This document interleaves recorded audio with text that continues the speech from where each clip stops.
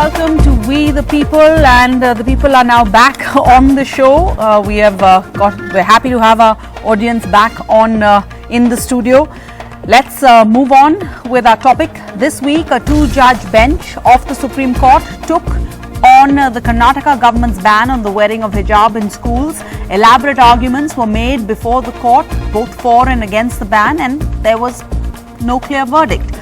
We had Justice Hemant Gupta rejecting the idea that the hijab could be worn in addition to the uniform. He held that permitting one community to wear religious symbols to class would be the antithesis of secularism, saying that a religious belief cannot be carried to a secular school maintained out of state funds.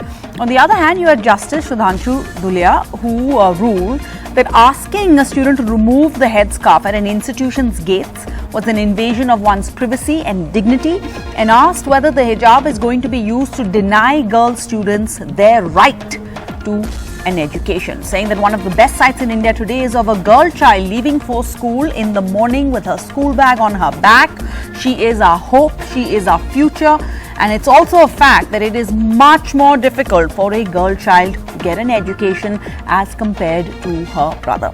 Now, this court's ruling comes after weeks of rows and protests over the observance of hijab in educational institutes in the state of Karnataka. The court was hearing the petitions of Muslim students who'd been stopped in January from entering a government college in Udupi for wearing the hijab. Udupi is, of course, one of the three districts in Karnataka's coastal region. It is a stronghold of Prime Minister Modi's BJP, the Bharatiya Janata Party.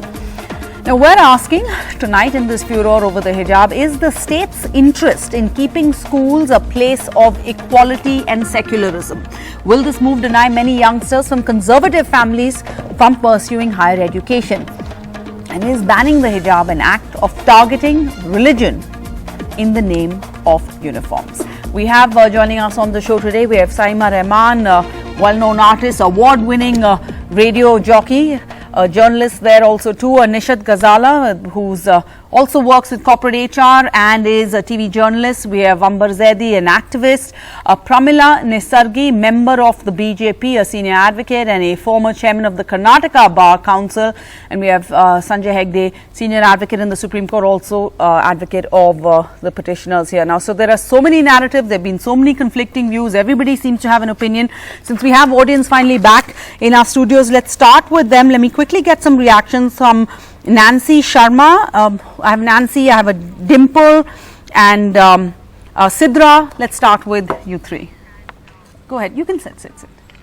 My name is Nancy. I am from Delhi, and this is my question. Does the hijab ban violate the fundamental rights of Muslim women? Okay, just pass it on. Let's quickly get some.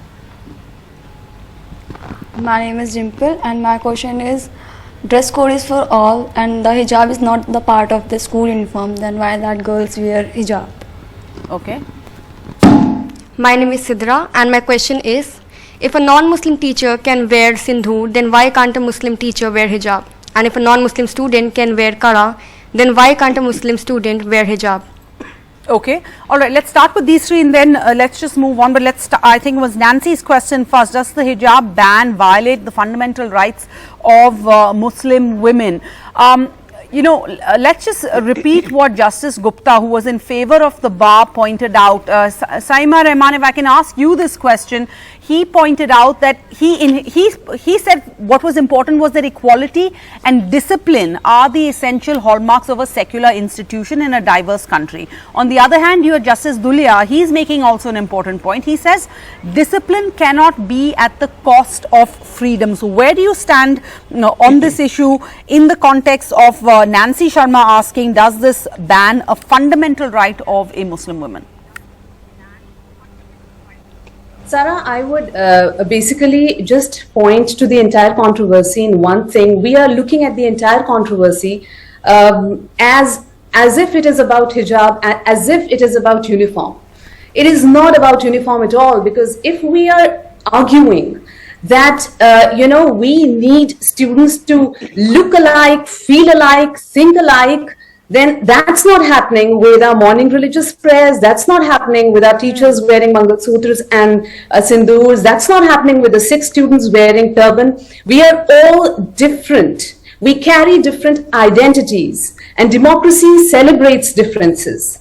It does not attack differences. So I don't understand why there would be just one rule for one community and others can comfortably follow it. So yes, if we ban a symbol of somebody's religious identity, which that person has adopted, we definitely are violating a fundamental right. Pramila Nesargi, could you respond and come in over here? Some of the students have also pointed out that why is it only like one community that is being targeted? You're wearing a uniform, then they say a hijab is a problem. Are we imagining demons here where none exist? Should we not be equally blind then? There should be no religious markings allowed, no tilaks, no rosaries worn over a uniform for teachers or students. Teachers are wearing sindoor, bindi, Mangal Sutra, teachers wearing tilak. Should all of that then not be allowed in schools because it would be a problem or distracting? Ornaments are not dresses. I just want the girls, they're asking what we are thinking of a hijab. The question is the fundamental right. They are thinking that wearing a dress is of their religious rights. First of all, they must know it is not contemplated in Quran. Hijab is not a must. It is not mandatory under hijab, and it is not a religious right. Let them know fundamentally what is hijab. Secondly, I just want to ask these girls, I just want them to know why they are coming for education, for what purpose? To have some knowledge. For what purpose you want to have knowledge? After you are educated, you want to empower yourself, you want to educate yourself, you want to have an employment, you want to stand on your own legs. While doing so, can these Mohammedan ladies, the minority ladies, I for one would feel there are only two castes in the world, that man and a woman. Let not minority women think that we are different from them. Minority women should not think that women must be distinguished. She is a Mohammedan and she is a Hindu. Do we want our children in the school to distinguish and identify by wearing the hijab? Should you want them to know that these are Mohammedans? Yet I don't want the children to know about the caste. Caste system must be abolished in the country, not only here but all over. Similarly, ma'am, similarly, should we not also not know what the religion of a teacher is? Similarly, let's say if we were in agreement with what you are saying, nobody should be identified by their religion. Allow me to answer. Allow me to answer, madam. Fundamental right and basic right and human rights.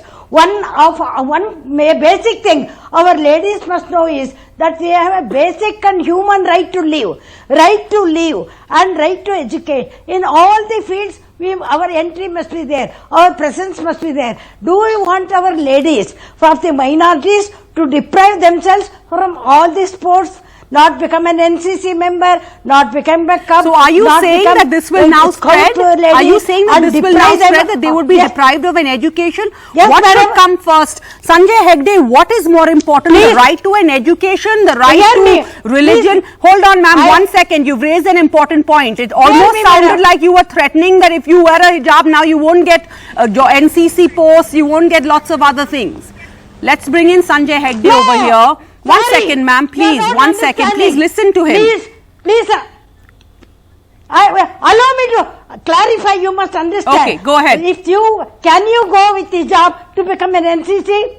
Can you go with a scout? Can you become an athlete? Why can't Can you go to the field and play cricket? Why not, ma'am? Similarly, somebody will say, why there is chunni? My mother may tell me, don't go out of the house without a chunni. Don't go and play athletics in school without a chunni. Why are you not wearing a salwar kameez to go to school? Why can you not play athletics? As a student, I want to run, but I'm told my brother's wearing pants, but I can't run because I'm not wearing pants. Then, yes. What about freedom of choice, ma'am? You're talking to these girls as if they don't have a point of view or of their own.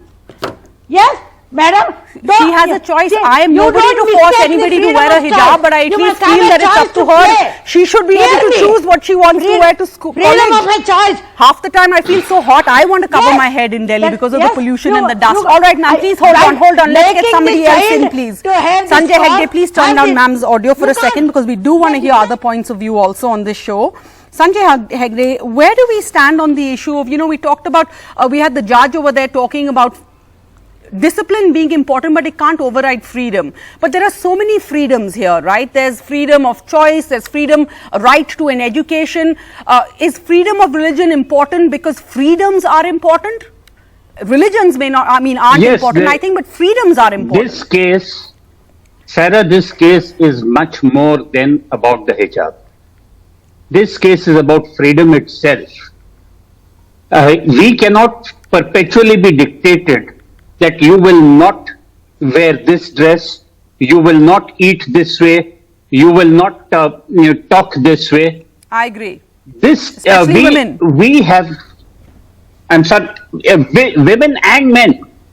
This is a case, though it has started in the context of the hijab, it is a case about many more things. It's a case about conscience.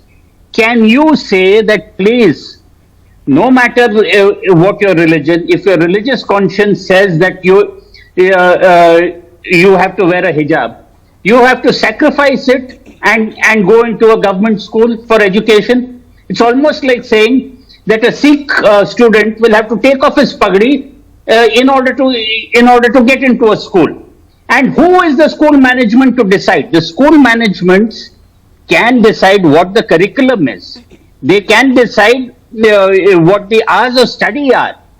But can they say that you will wear only one uniform and nothing else? You cannot add or subtract from it. Can I try and take that forward? In that event, supposing a school management were to say everybody has to wear Superman dresses alone, Superman or Supergirl dresses alone, that's the uniform. No change. But Sanjay Hegde, can I Will just try and something take as that ridiculous forward? as that fly? No, but let me try and bring in Amber Zaidi to take this point forward. In the case of educational institutions, it does make sense, right, for all of us to wear a uniform, or at least that's the purpose of what a uniform in school is. The idea is that everyone is equal, irrespective of religious creed, ideology, financial status. At least when I was in school, this is what the point is. It was a great equalizer. We can't see who's got Nike shoes, who's got whatever Bata PT shoes, no differentiation, etc. What's wrong with having a uniform, Amber Zaidi? And to play devil's advocate, if the if the school, whatever, disingenuous or not, but the argument here is that there's a uniform, everybody has to wear a uniform. Amber Zaidi.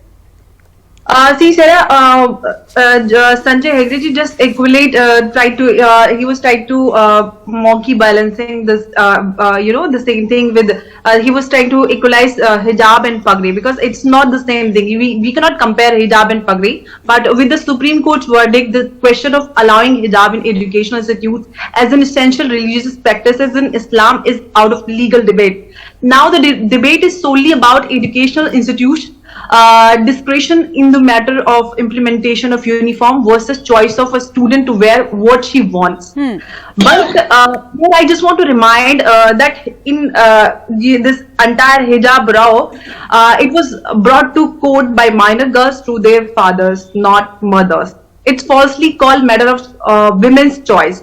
Law considered 18 years as age of consent and choice. Minors cannot have it. Minors cannot. As a lawyer, can I speak? I'll just come to you, Sanjay. I'll come back to you. Parents. So whose choice work?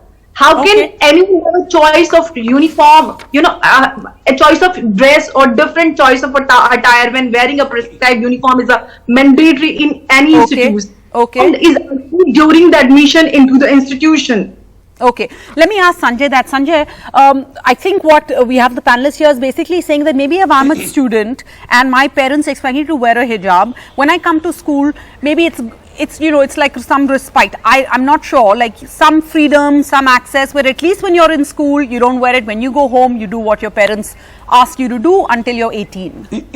This is not a case where the parents insisted on the hijab. And this was not school girls. College these girls, were girls. These were pre-university girls. If they wanted to take off the hijab, all power to them, no problem whatsoever. But it was the teacher who wanted to force them off. Just as no Iranian mullah can compel a woman to wear a hijab, no authority in India can say, take off your hijab. So, Ambar Zaidi, when That these is the real students reach question. the college, question is of they have a compulsion, choice, they can not take of it anything off. else. Amber, you don't want to Yes, wear a they can take hijab, it you off by don't all approve, means. but these students, once they reach the college gates, they had a choice. They could have taken it off if they wanted, and if they want to wear it, they can continue to wear it. But why are the ones who want to wear it, for whatever reason, being told they can't? That is the point. See, nobody is asking anybody to, to remove hijab or to wear hijab outside, in their personal life. But where the rules are set, why do you want to break those set rules and impose your supremacy? When there is, a uniform to follow for everyone, why you want to, all of a sudden you want to break those laws, and all of a sudden you want to wear a hijab and you want to show your supremacy. And like a few days ago on TV, I saw some girls saying, हम अल्लाह ताला का कानून मानेंगे, उनको follow करेंगे, governments के rule follow नहीं करेंगे. Another says हिजाब पहन के हम superior feel करते हैं. Radical elements, political agents, and these fringe elements, they are making these minor girls say these things. All right, I agree, but surely then the first things that these minor girls, as you put it, should be getting is an education. Give them an education, and then later they can decide on their own. Okay, but I want to bring in, let's bring in Ghazala, Nishat Ghazala. Look, one of the judges talked about the issue of accommodating, right? Now, even I think every time you have to make a change in society, you have to accommodate. At some point of time in the military, the police uniform was altered to accommodate the sari and the salwar kameez for women. We didn't start saying, okay, if you want a women in the police force, you wear a pant, because maybe parents would say, no need, you don't need a job that badly, right? You have to accommodate small steps. Let girls come and study with the hijab. After getting an education, perhaps they'll be in a better position to choose. Is the only way to stop the wearing of hijab not to educate women? Nishat, go ahead, we're running out of time. Nishat, unmute please.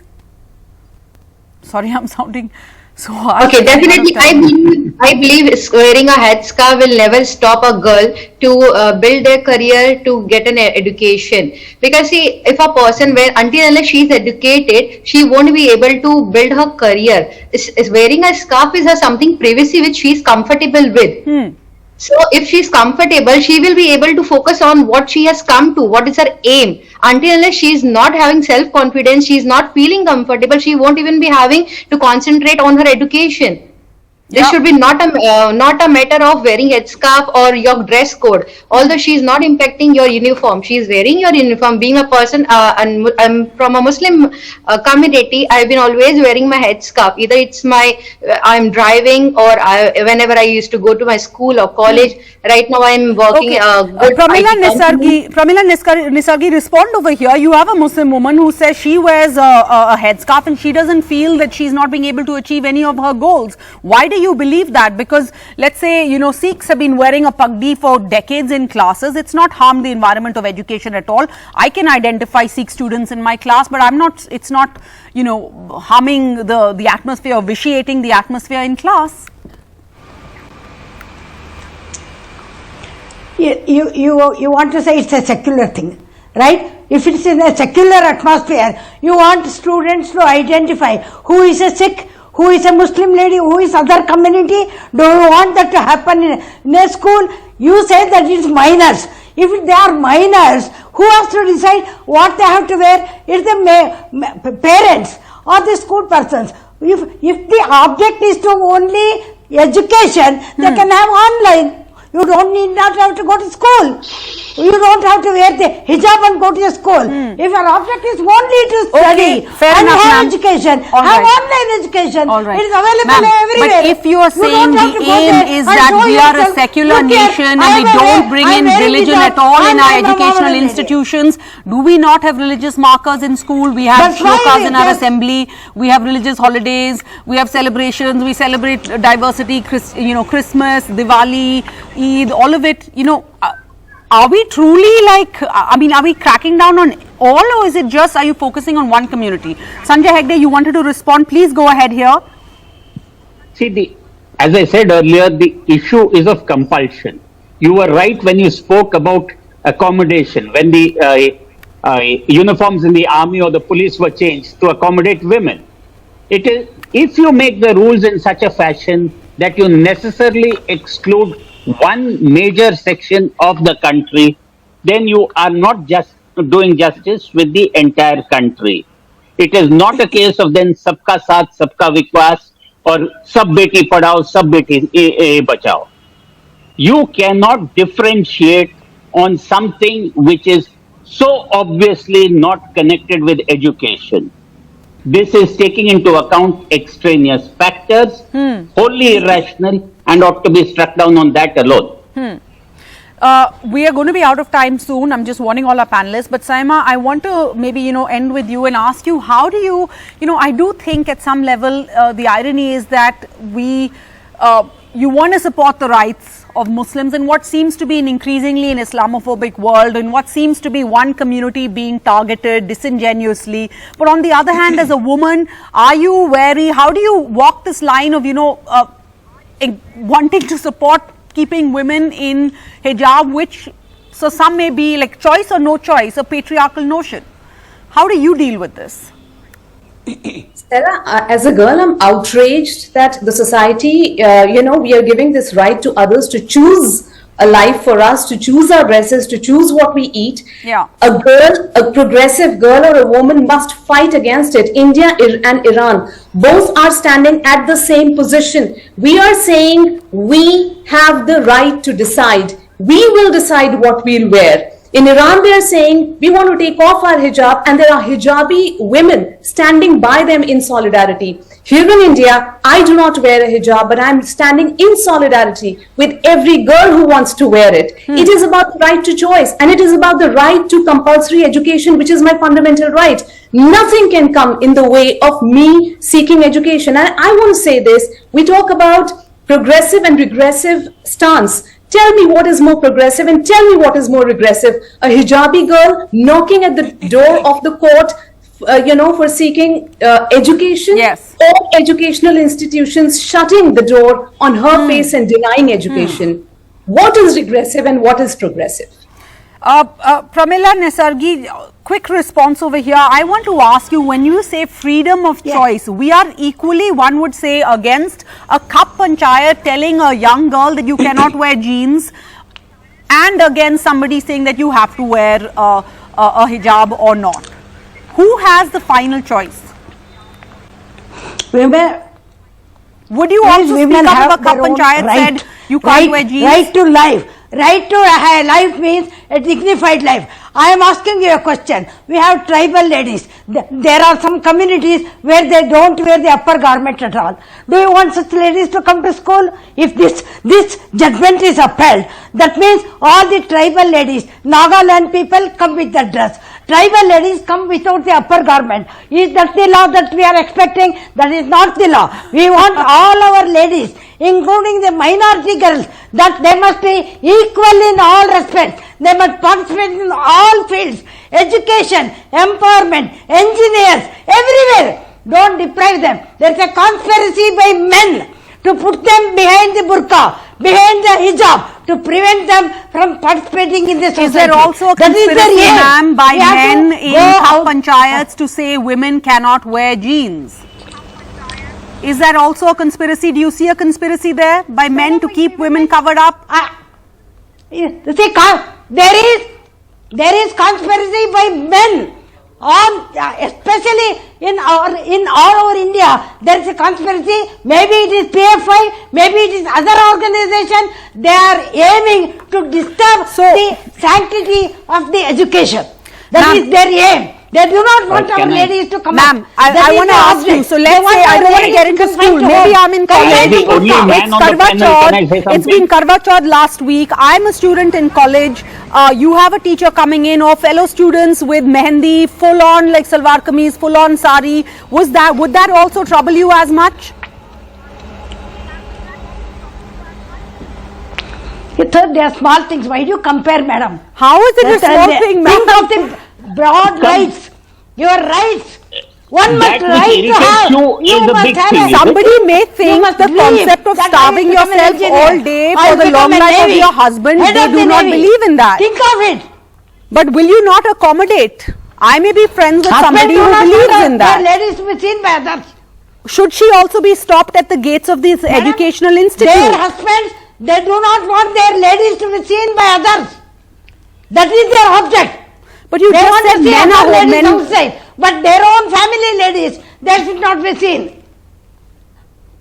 Okay, I want to just end this on a legal note. Sanjay, I want to just give you this last closing argument. There are so many emotional views, but in the end, it has to boil down to rights. It has to boil down to, the Constitution and legally what an Indian citizen,